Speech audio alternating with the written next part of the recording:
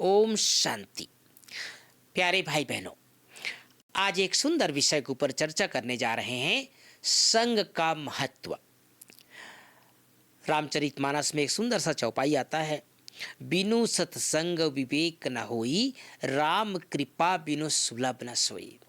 अर्थात हम सब की आध्यात्मिक यात्रा में संग का बहुत महत्व है।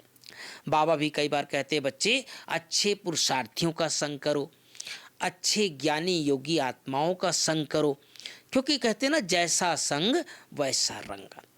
हम सबके जीवन में इस आध्यात्मिक यात्रा में बाबा तो है ही हमारा साथी, लेकिन साकार में भी हमें देखना चाहिए कि हमारा जो संग है वो कैसा है। कहते हैं भाई बहनों, किसी को जानना है ना, तो ये जान लो उसका संग किसके साथ है।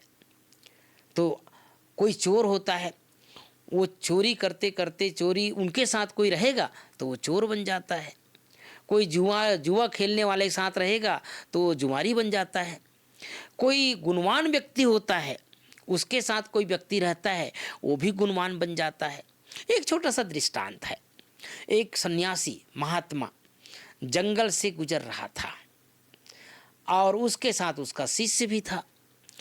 बहुत घनघोर जंगल था भाई बहनों। तो बहुत दूर जाने के बाद सामने से एक दहाड़ता हुआ शेर आ रहा था।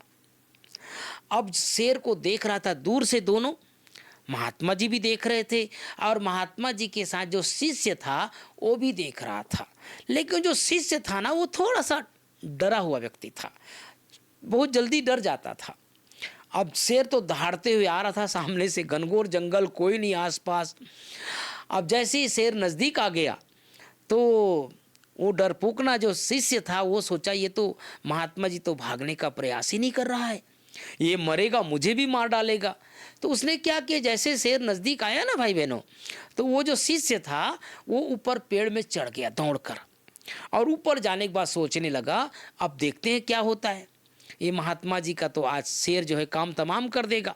अब शेर जैसे नज़दीक आया, वो महात्मा जी अंतर्ध्यानी तपस्वी ज्ञानी योगी थे, वो बैठ करके ध्यान मग्न हो गए, भगवान के ध्यान में लग गए, ईश्वरी ध्यान में लग गए, परमात्मा को ध्यान करने लग गया, मेडिटेशन करने लग गया। अब शेर आया और शेर जो है वो महात्मा जी के चारों तरफ चक्कर लगाया। वो तो ध्यान मग्न था, आंखें बंद थी। 5 मिनट तक वो शेर चारों तरफ चक्कर लगाता रहा।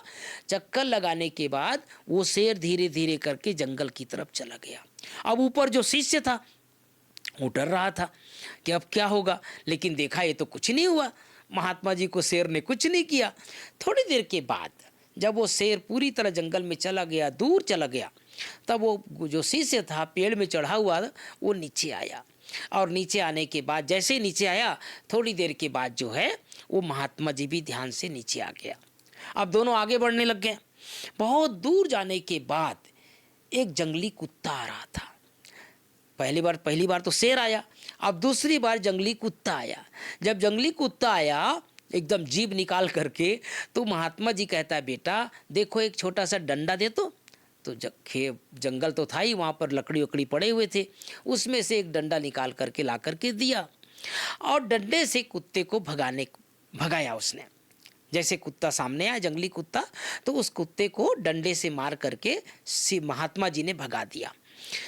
अब और आगे निकले तो शिष्य ने कहा, महात्मा जी मेरे मन में एक प्रश्न उठ रहा है। बोले, बोलो बेटा क्या प्रश्न उठ रहा है। बोले, प्रश्न ये उठ रहा है गुरुजी कि जब शेर आया तो आपने उसको भगाने का प्रयास नहीं किया, आप तो भगवान के ध्यान में बैठ गए। अब जब कुत्ता आया तब आपने उसको डंडे से भगाया। तो भाई बहनों बहुत सुंदर जवाब देता है, कहता है, देखो बेटा आपका प्रश्न जायज है, सही है कि जब मैं भगवान से, मेरे सामने शेर आया तो मैंने भगवान को ध्यान करने लग गया, मैंने शेर को भगाने का प्रयास नहीं किया। लेकिन जब कुत्ता आया तब मैंने उसको भगाने का प्रयास किया। इसके पीछे एक ही कारण है कि जब शेर आया तब मैं भगवान के संग में था, मैं भगवान के ध्यान में था, अर्थात परमात्मा के संग में लवलीन था मैं। और जब कुत्ता आया तो मैं भगवान के संग नहीं था, तुम्हारे संग में था।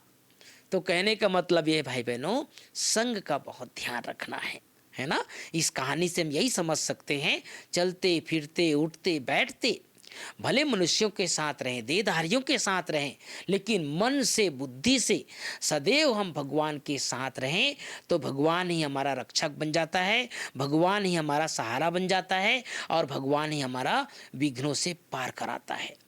ओम शांति, ओम शांति।